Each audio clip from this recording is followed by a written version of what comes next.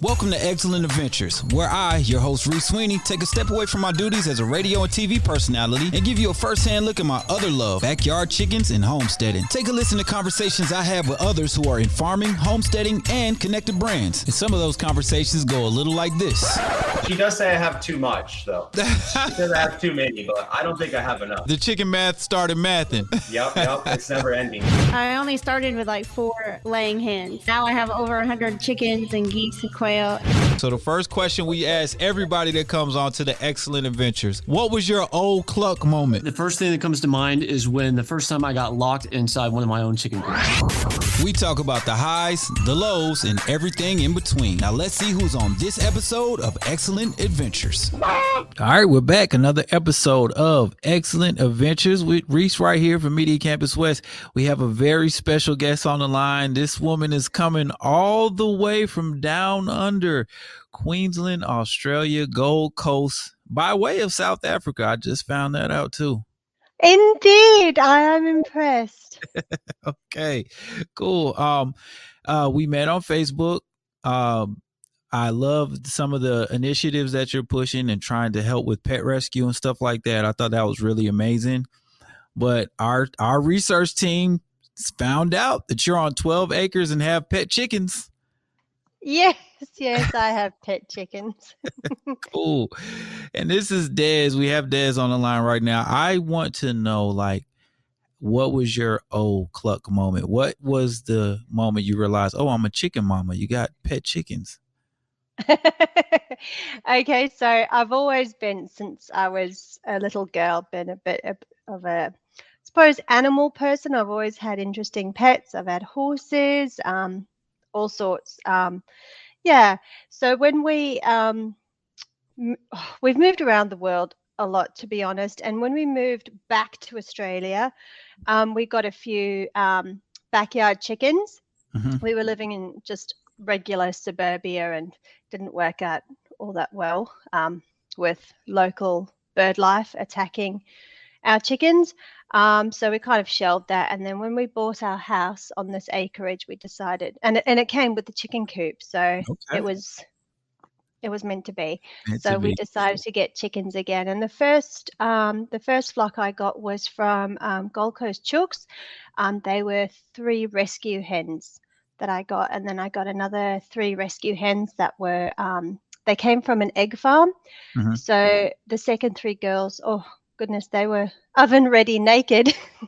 And they had some of those. Yeah. Yep. Yeah. So some of the girls couldn't walk. They didn't really know how to be a chicken. So we did quite a bit with them.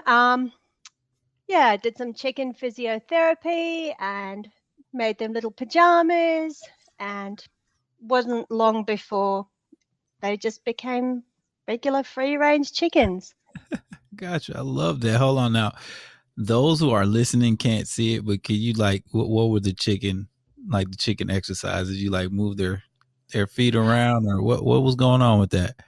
Okay, so we would use from first aid kits, the triangular bandages you get in first aid kits that you usually make a sling out of? Yes. That was like the perfect shape to just wrap under their bodies and like lift up. And then we would just hold them and their feet just on the ground and kind of just shuffle them along so that they would learn to use their muscles to walk.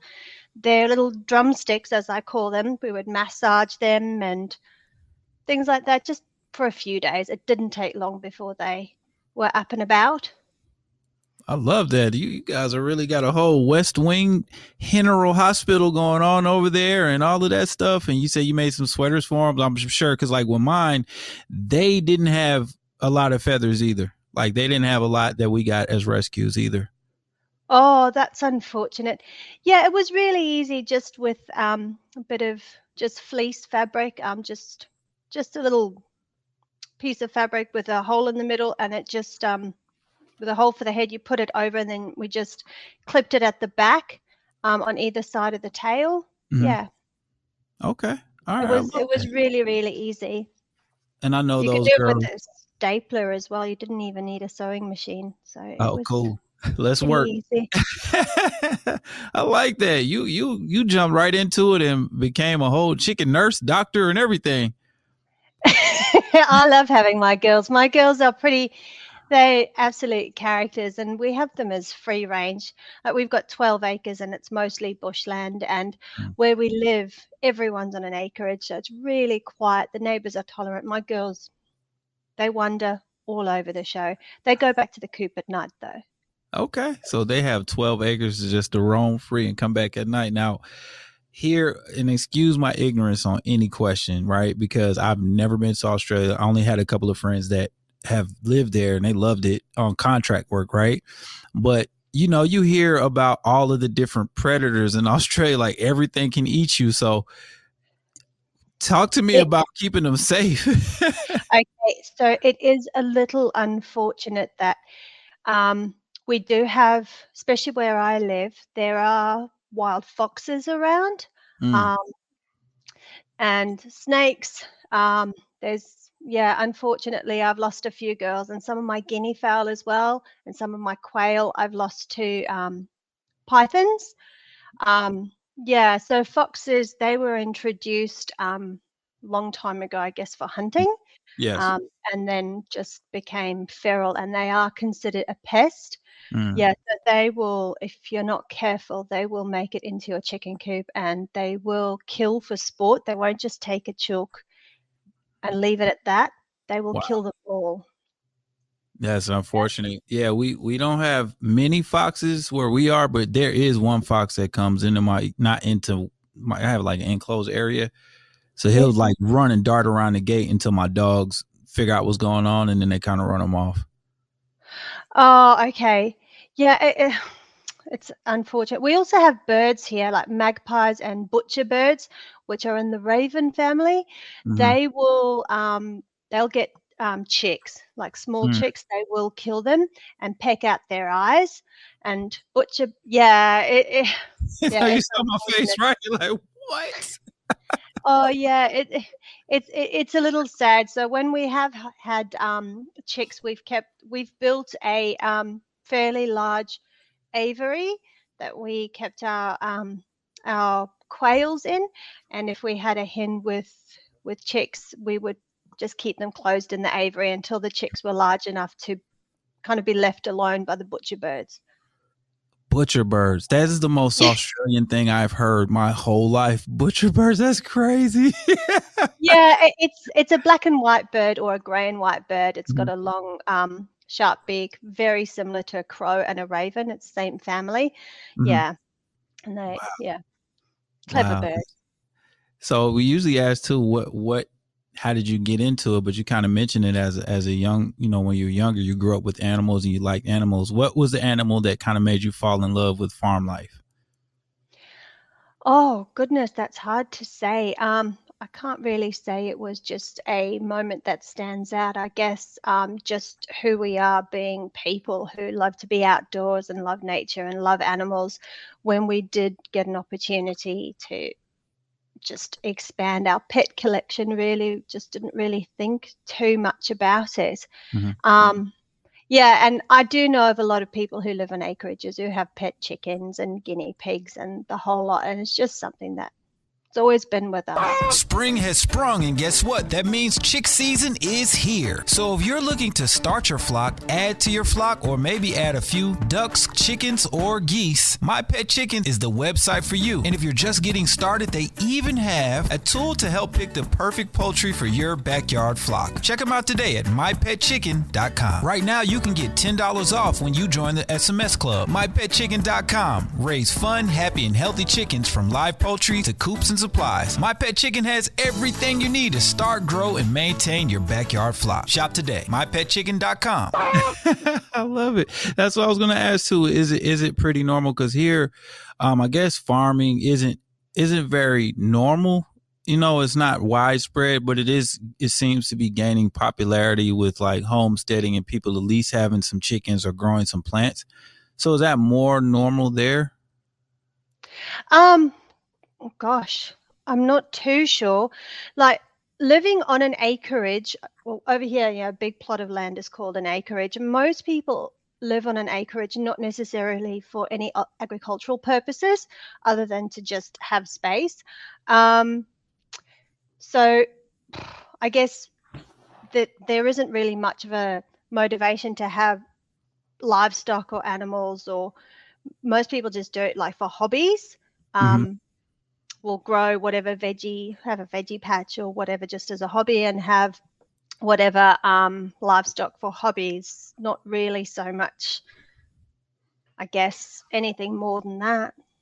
Gotcha. That's pretty much the same here. Okay. It's also difficult to have livestock without a license where we are. So if you have, I used to have goats, but it was just too difficult to maintain licenses and all that. So we just let them go to a farm. Okay. But I heard I heard guinea fowl, I heard quail and chicken. Do you know how many birds you have?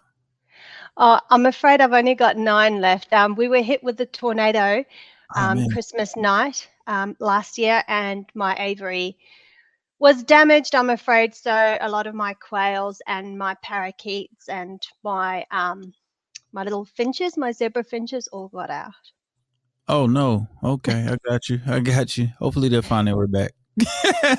Oh, look, it's probably You'll close that chapter, and I think we might just stick with the hens we have. My husband and I both work full time. Gotcha.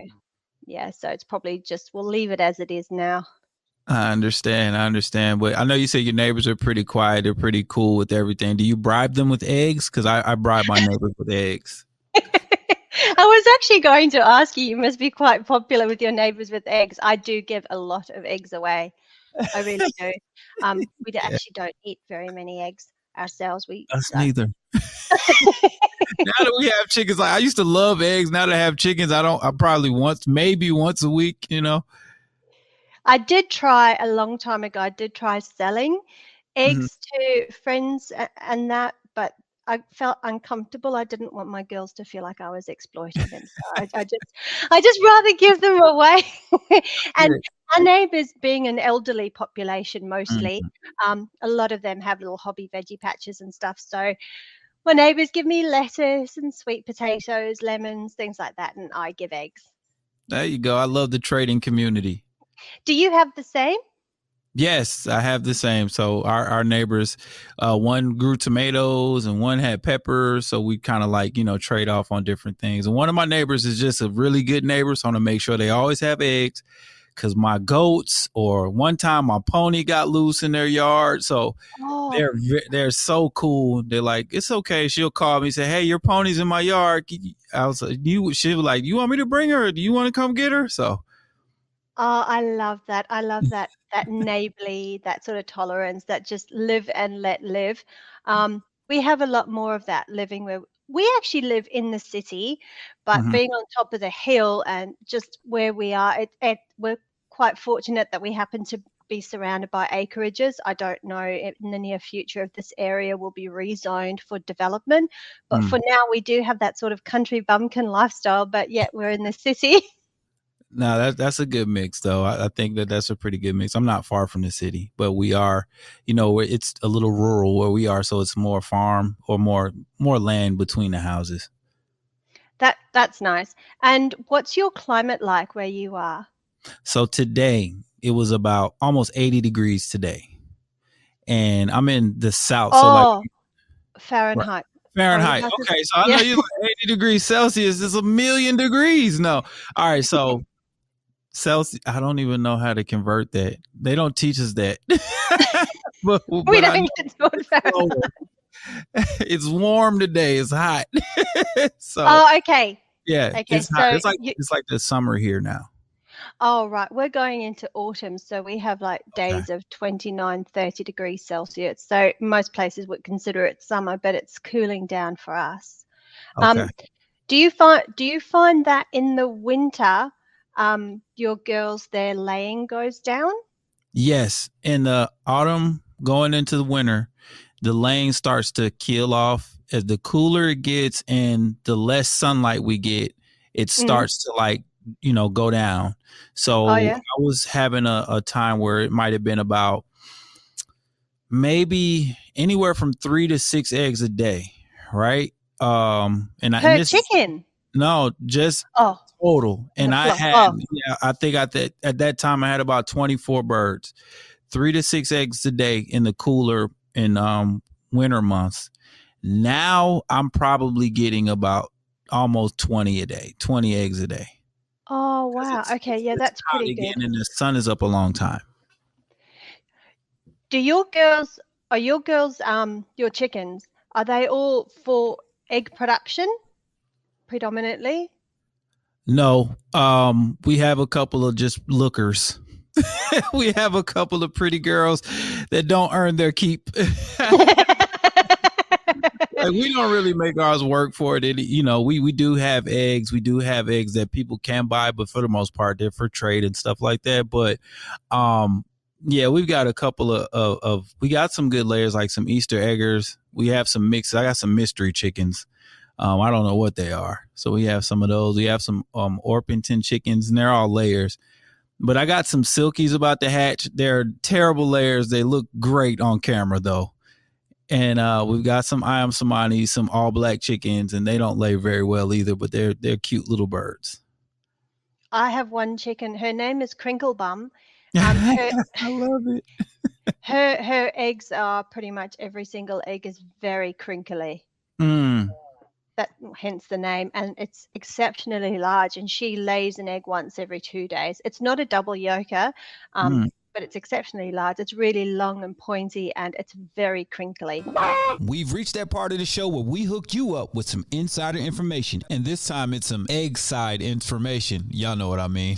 Because people ask me all the time, how do you get your chickens so fluffy and healthy and happy? And their eggs are so bright, beautiful, and they taste delicious too. I would love to dedicate all those things to me coming in and having a great time in that chicken coop every day and shaking it up with those ladies. But the fact is, it comes from a healthy and balanced diet of Purina's Layina. That's the brand we use. Whether you've got laying hens and you want to go with the Purina Layina plus omega-3, or you got a bunch of baby chicks running around in your brooder and you go with that Purina Start and Grow Crumble, you can't lose. I know we haven't. So visit their website today, and in 3 easy steps, you can get discount coupons for the Purina product that's right for some great nutrition for your animals. I did it myself, and it only took me about 2 minutes. It's absolutely worth it. And to make things easier, we have the hyperlink on our website, BlackYardChickens.com. Just look under product of the month and you'll see the link right there to go and try your Purina Feed Greatness. And through their trial program, they can pair you with the right nutrition and let you try it with your animals and see the results. Now, I can tell you all day how Purina Feed Greatness has been absolutely phenomenal for my chickens, goats, ducks, and rabbits. But you can see for yourself. Go to BlackYardChickens.com. Now let's get back to this week's adventure.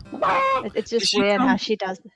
Did she come from was that one of the rescue birds? Crinklebum. No, she wasn't a rescue bird. We bought her from a livestock sort of, whatever you call them, corporation or something. Gotcha. We bought her no, I lie.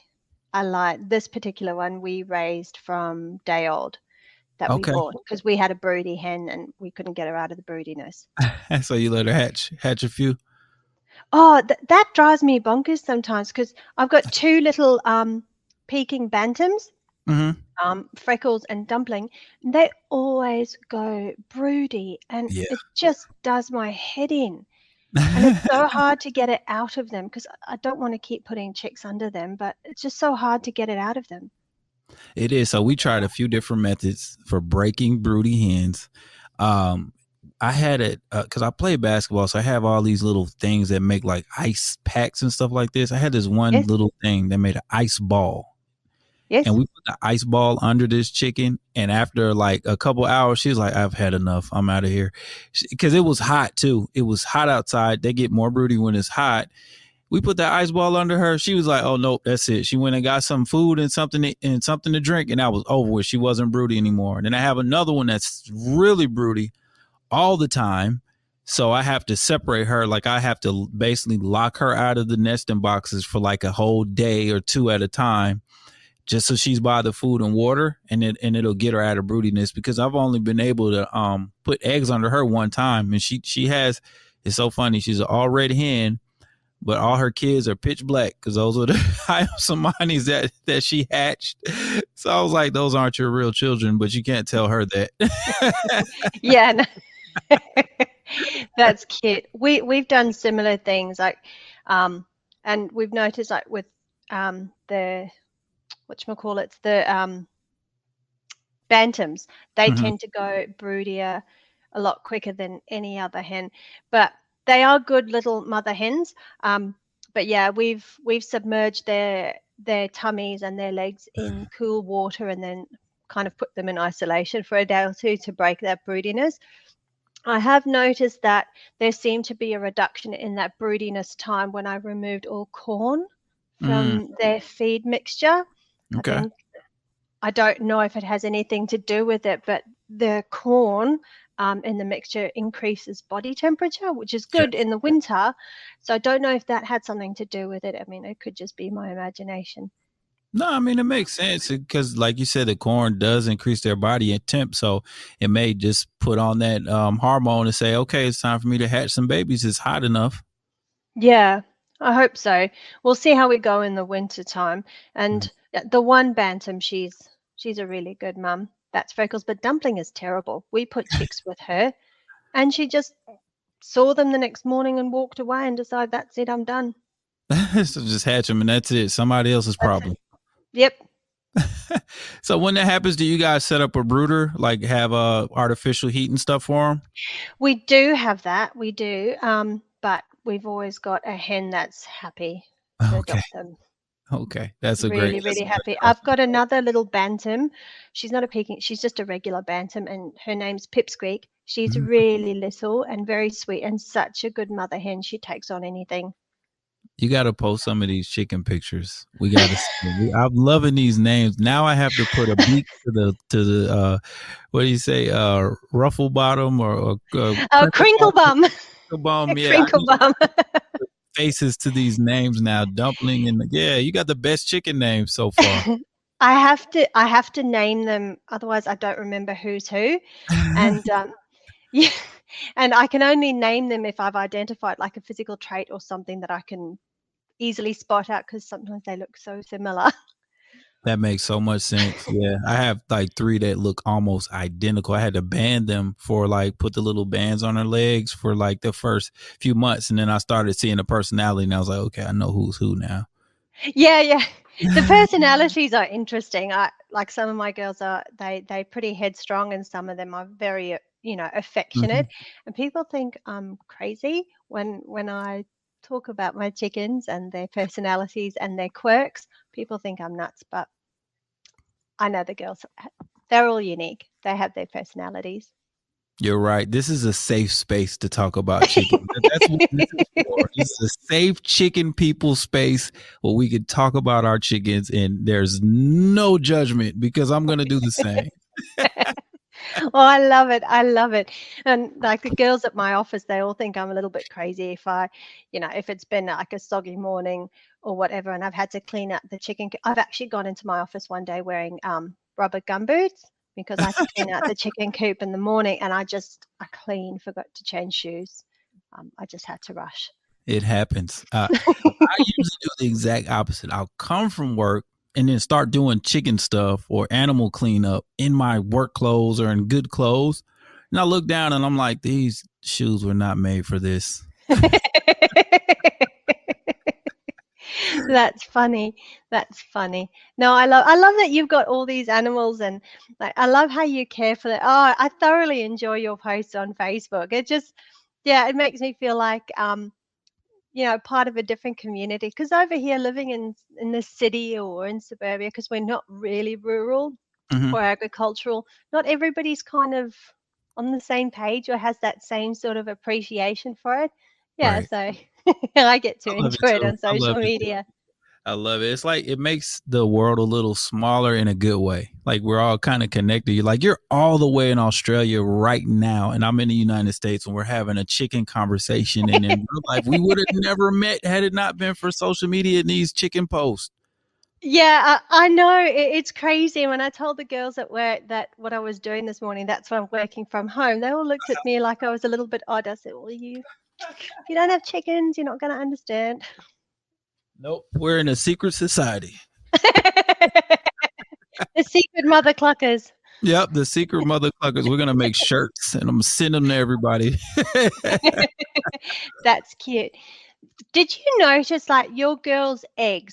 We've reached that part of the show where we hook you up with some insider information. And this week, it's all about eating, pet, and pasture. And I got a 20% discount code for you. As farmers, we know the love and care it takes to raise happy and healthy animals. So choose the best when it comes to bedding, premium cut Timothy hay, and treats for your furry and feathery friends. So if you're looking for super absorbent hemp bedding or nesting pads for your laying ladies, look no further than Eaton Pet and Pasture. Check them out right now at EatonPetAndPasture.com, and first-time shoppers get a 20% discount by typing in Reec at checkout. That's REEC at checkout. Now let's get back to another excellent adventure. Look, we're not really big on eating eggs, and we never have been, but on the odd occasion we'll eat eggs. And I found, like, my girl's eggs taste so much nicer than store-bought, because there's no, like, my girls don't get any steroids or antibiotics or hormones or anything. And because they're mostly free range, they get chicken feed and they get scraps as well, but they eat a lot of bugs and grubs and all sorts. The eggs just are a lot nicer in flavor to me. They are. They look more vibrant, especially when you crack them open. The yolks aren't as runny as store-bought. Yes. I agree. I think 100% our eggs are better. We don't do any steroids and just regular feed, and we use a Purina feed. It's really good, and scratch grain, and then they pasture. They're in the dirt all day, searching for bugs and grubs. Oh, I love that. I love that. My girls are so funny. They're very nosy. Like, if anyone pulls up into my driveway, they're there.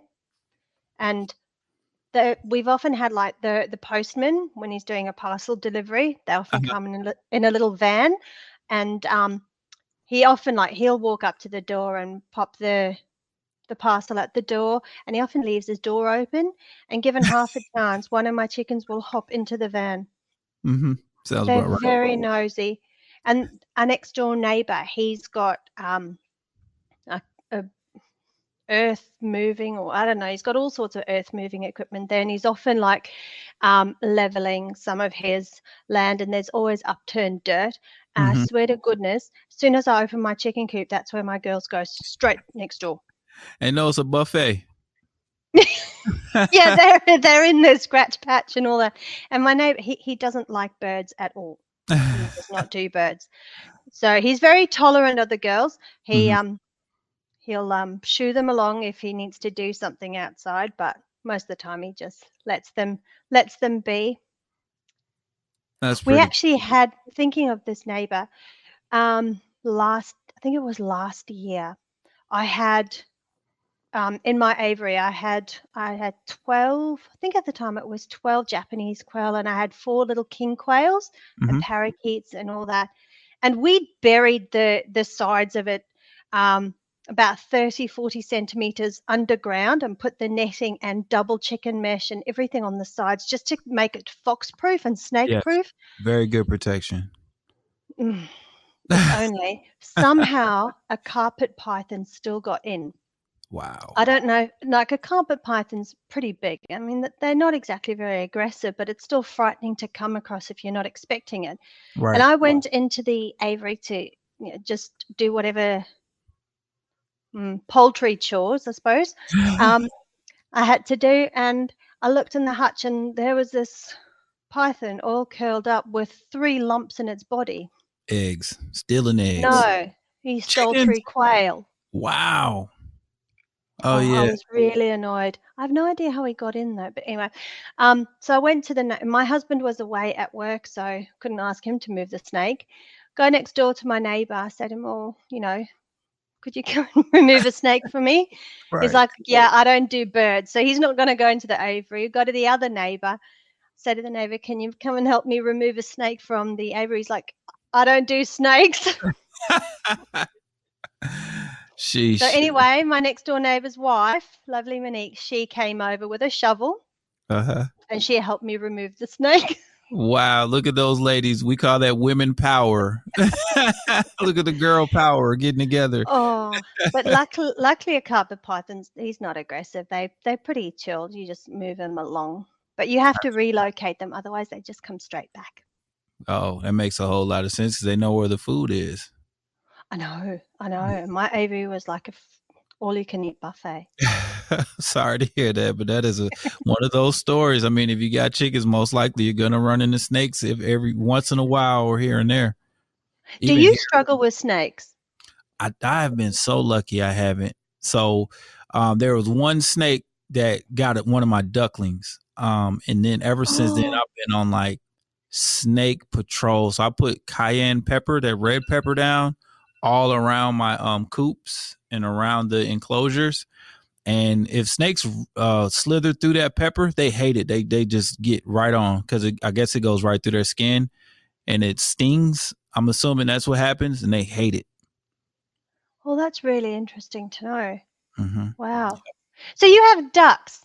I Mm-hmm. love this. My daughter wants us to get ducks, and I'm not really sure if it's something we should do right now. Okay, I Do, have mixed feelings on ducks. I think ducks are waterproof, beautiful chickens, but they make so much mess. I wouldn't recommend more than 2 ducks for like pet ducks, right? Unless you have okay. like a lake or something that they can go in and have the time of their life and then come back to you. I don't really recommend it because it's a few things that happens with ducks. So one, they need to clean off their feathers every day, right? So they have to Right. get submerged into water. And Yes. if you don't have a pool or something, you got to have a pool or something. But when they do that, they mess the water up every day. So you have to change it every day, right? Oh, And if it gets cold, then it's winter, right? So then you have to provide them, bring like water buckets out every day so they can have fresh water, and they're going to mess it up. I don't mind it, but I'm like, this could be a lot for somebody who is trying to just have fun with it or just have like a hobby, like a little hobby thing or something. They just like ducks. So, yeah. Well, we have a dam down the bottom of our property. It's a pretty big dam, but there's eels in there, so I don't think it would go too well if we had ducks. I am like loving this conversation because and like I said, I don't want to sound offensive at all, and I'm not trying to, but just Australia has so many things that can eat your stuff. You're like, I got eels. I wouldn't have ever imagined to say I have eels in like a lake here. Maybe we might have fish or like a catfish or something. Maybe a crane will come through or something like that. But eels, another Australian thing that can just take out your flock.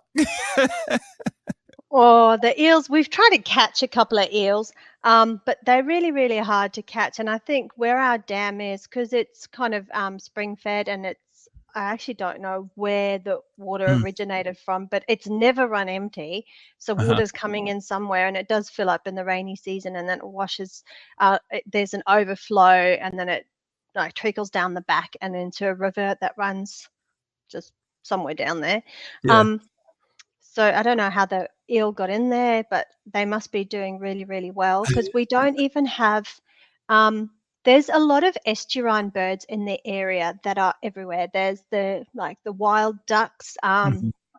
like grebes, moorhen, cormorants, darters, everywhere in every parkland. They're everywhere except our dam. So I'm Mm. wondering if any of the estuarine birds are affected by the eels that are in there. Yeah. Sounds like But that yeah. could be the case. It's one thing can change the ecosystem. So that makes sense. Yeah, who Mm. knows? Don't put too much too much thought into that. We do go swim in the dam though on a hot day. We don't have a swimming pool and it gets stinking hot over here, ridiculously hot. Sometimes it's like 40 degrees Celsius and humidity is like 80%. It's horrible. Woo, And that's hot. sometimes we just go and swim in the dam. That's like Like, a sauna. yeah. Oh Yeah. man, so I want to ask you about that. So how are the winters like there? Are they harsh winters where you are? Is it snow? Hardly. Is it okay? Nothing. No, on the East Coast where we are, it's very sort of tropical, subtropical. Okay. The nights in the middle, so our winter months, the calendar winter months are May, June, July. No, June, July, August. Those Yes. are our winter months. Okay. And now we're currently in autumn, but It's not at all cold. Like during the day, you can still wear shorts and a t-shirt, and maybe at night you pop on a cardigan or maybe a pair of socks. And this is winter you're talking about. This is the our winter. Winter. Oh On wow. in the Gold Coast. Okay. Yeah, Brisbane, which is about an hour's drive north of us, which is a river city. Fairly similar temperatures, but it might feel a bit warmer because they have higher humidity. But yeah, we really, really can't complain about winters here. Okay. Hardly. So let me do it for all of our US listeners right now that are like me. I did the math. So about 40 degrees Celsius, about 104 degrees Fahrenheit. So that's super hot here. That would be very hot. So I get it. Okay. Yeah, that's thankfully not every day. Right. So if I look at just the weather app on my phone now, where I am, so today's maximum is 26 degrees Celsius. It's currently overcast. Okay. That's so awesome. 26 That's degrees. 78. And this is autumn. Yes. So that would be 78 degrees Fahrenheit here. I would love that in autumn here. So it really is lovely. It can get low here. This is considered south, right? In the United States. I'm in the South, which has a milder winter and it's a shorter winter. So it's about 3 months. So really, like, I guess the heat of it is, I guess the bulk of it is December, January, February, rolling into March. And we can see temperatures around, and this is mild in the US, right? About -10, -13. We got down really low.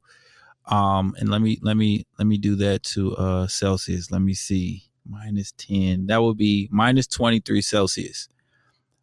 So we've gotten around that temperature. And it was not happy times for me going out trying to feed chickens and goats and ducks and rabbits and everything else. It didn't feel like a bad time, but I just don't like the cold at all. Oh no, thank you. You can keep the cold. So, no, thank you. Right. No, you can keep that cold. Thank you very much. I hate the cold. I grew up in South Africa, and the town I grew up in had, well, what we considered miserable winters where you'd be at school at like 7:30 in the morning and it's like 0 degrees Celsius, and to us that was miserable. So you're going below zero, and no, that's almost unfathomable. Exactly. No, thank you. You can keep No, it. thank you. I don't want it either. Somebody else can have it. Please take it with you. I don't want it either.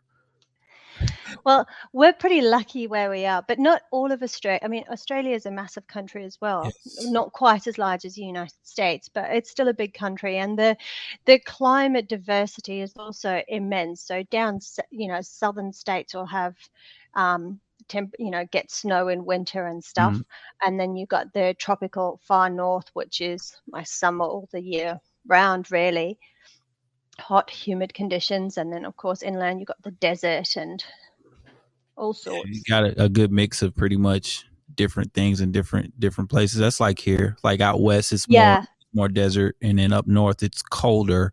South it's hotter. It's a pretty good mix. I also wanted to ask you, how do your dogs go with like your livestock and all that around? Have you ever had like any arguments with your dogs chasing chickens or killing a chicken or something?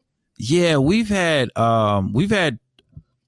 a challenge. We had a challenge with one German Shepherd puppy, and she got into my coop once and she destroyed it, and she killed about 4 chickens. And then we realized she had a high prey drive, so we had to rehome her. But her mom, and it's really funny because I've had her mom for like 8 years. She's never harmed a chicken. I've had chickens take treats out of this dog's mouth and everything. And she's a 78-pound German Shepherd. You know what I mean? She doesn't mind the chickens at all. We've introduced a new livestock protection dog to the flock and the goats and stuff. And she's a big, big, big puppy. She's about 80 pounds. She's not even fully grown. And this is a Great Pyrenees dog, and she's great with the animals. She chased a duck twice. I think she thought it was a squeaky toy or something, but it's since then it's worked out. Everybody's pretty calm around the chickens. Mostly I get the chickens bullying the dogs for food. That's what I get. That's mostly the chickens bully everybody for food, including the ponies and the goats. I love that. That's funny. I have 2 cattle dogs, Australian cattle dogs. Yes. They're pretty good. They're very tolerant of the chickens. However, if a chicken happens to go into the back garden, which is theirs, then I'm afraid. Makes sense. Yeah, it's not a happy ending, but we purposefully built a backyard for the dogs. So the chickens don't go in there. We did have one of our cream leg bars go in there. Her name was Wednesday. And she had an unfortunate demise, I'm afraid, courtesy of my dogs.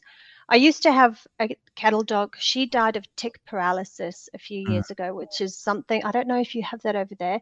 We have ticks that are called paralysis ticks, and they inject like a toxin which paralyzes. It's like a neurotoxin, and it's awful, and very few animals survive tick paralysis. I don't know if you have that over there. We have I guess our version of it would be Lyme disease, ticks that carry Lyme disease, and then if they bite something and they pass the disease, it can be debilitating. Oh, okay. Yeah, no, tick paralysis is something different. It can also affect humans, but this particular dog who died of tick paralysis, she used to get into the chicken feed, and she would love eating chicken feed. She got so constipated one night. Well, obviously over time, but we only identified it one night. She was ridiculously constipated from eating all this chicken feed. Put her in the animal hospital, emergency animal hospital, for a few days, and it cost us thousands of dollars just for a few enemas and some fluid therapy. Yeah, absolutely absurd. That is, I have a goat that loves chicken feed, and I can't keep it terrible because she can't digest the chicken feed the way she's supposed to. So it's always going to be a vet bill every time she gets into the chicken feed, and she doesn't just nibble it; she devours it. So I understand your pain. I love those cats, though. My daughter wants me to get one because she's a Bluey fan, so she wants a Bingo and. I happen to have a Bluey and a Bingo because I have a red cattle dog and a blue cattle dog. If you could please send me a picture so I can show my daughter. She's 7. Bluey's like her favorite thing, and she would love to see the real life Bluey and Bingo. Indeed, I absolutely will. They're really, really good dogs. I believe cattle dogs the Australian cattle dog has been introduced in the United States for agricultural purposes and crossbred with a border collie, and I believe it's called a Texas Healer. Yep, Texas Healer, yep. Mm-hmm. Yeah, so I'm sure you'd be able to get a cattle dog somewhere over there if you really wanted to. I cannot vouch for them highly enough. They're really good dogs. Okay. Really, really good dogs, and they're hardy, they tolerate, very smart. And they don't grow really big in size. My 2 are small. They're about the size of a collie, a border collie, a little bit smaller. Okay. But really smart, really, really hardy dogs. And we don't struggle with any kind of ailments like hip dysplasia or any genetic sort of things that often come with significant selective breeding. We don't struggle with any of that, and they really are good, loyal companions. But they shed, though. Okay, I deal with that now. I had 2 very, very hairy dogs and shit, so I get it. Man. I really appreciate this conversation. This is really giving me so much insight to what you deal with on a day-to-day basis, and I feel like I've taken a virtual trip to Australia. I've learned so many things today. You're more than welcome. If ever you happen to be down under on the East Coast, by all means, let me know. You've always got somewhere to stay. I love it. I do have a question. Are there any things that you use, or any, I guess, products that you use, that you found that you really like with your aviary, with your chickens or birds? Nothing per se. I did find that the girls tend to, at one stage, they were getting a lot of mites, which was at one stage really problematic. There was these clusters on their feathers, and I got from a stock feed, I got little syringe with like a mite sort of, I don't know, treatment or something. Then we just put it on the tail, that dock, a few drops, and we would put a bit of diatomaceous earth in the sawdust or the wood shavings, and that kind of that helped. I have found that coccidiosis can affect the chickens quite profusely in summer.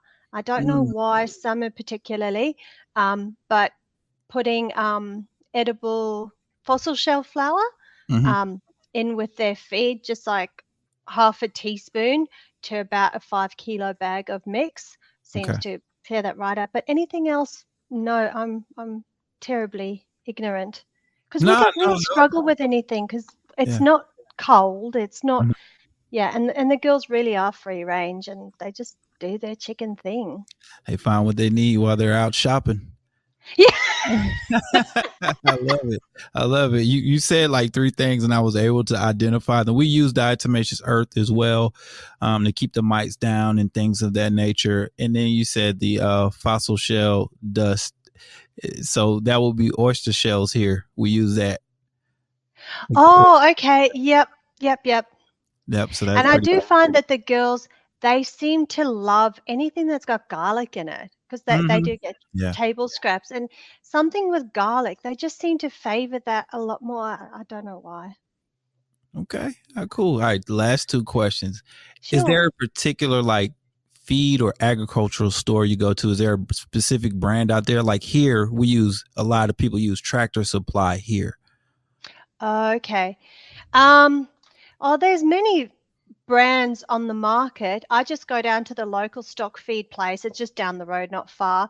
And I normally just get a bag of mixed grain, the uncrushed, because the girls, they don't like the pellets. I just get mixed grain. That's it. You got some fancy ladies. My girls, they like the pellets more than they like the crumble. So that okay. All right. I just give them mixed grain and the sorghum free, because if there's sorghum in it, they'll eat the sorghum only and then leave the rest. So and sorghum has almost no nutritional value. So yeah. Got you. And last question. This is a selfish question. If I come to Australia, what is like, give me 3 things I have to do. If I come to your area, what do I have to do besides come visit you and see the 12 acres and help you get a snake out if I need to? What do I have to do there? Oh, there's just so much. You really have to visit like our rainforest areas on Mount Tamborine, and in the hinterland there's beautiful waterfalls. We've got superb beaches, like light golden sandy beaches with beautiful water waves. We have on the Gold Coast, we've got a massive surfing reserve. There's just so much to do. There's almost, where do I begin? We've got massive theme parks as well with all your rides and everything. Okay. There's a lot to do here. I need to come to Australia. That's what it sounds like. I had to just come and figure it out. A lot of people actually travel around. They buy an old shitbox car, like an old station wagon, and just travel around doing odd jobs while they're traveling, and just use the car as a camper if they need to, and just see as much as what they can in 12 months. And then at the end, just sell the shitbox car. That makes a lot of sense to me. Sounds like they're living the dream. I don't know who would feed my chickens for that long, but I could probably do a good week or 2. Your neighbor might have to lend a hand. Might have to. I have to pay them generously in eggs and such. Indeed. Sounds like an excellent idea. There it is. On that note, I will let you go. I appreciate it. That 45 minutes felt like 5. Thank you so much for your time. Thank you, Reece. This has been fantastic. Thank you so much for having me. Absolutely. Have a good week. All the best. You too. I just had our first Eggcellent Adventures from Down Under, courtesy of Des and her 12 acres. Thanks so much again. Thanks for tuning in to another episode of Eggcellent Adventures, powered by BlackYard Chickenz. Now, if you think you want to raise your own backyard flock, here's the site for you, BlackYardChickens.com. We make entertaining videos about raising baby chicks from scratch. You know what I mean by from scratch, right? Or maybe you want to learn how to take care of your own big chickens or hens and get those fresh eggs, building a coop or buying a coop, having the necessary things inside that coop to get great egg production. You'll learn a lot of the neat tricks I've picked up along the way from other chicken enthusiasts, and you can get pretty eggs just like those. So follow us on social media and check us out on our YouTube channel.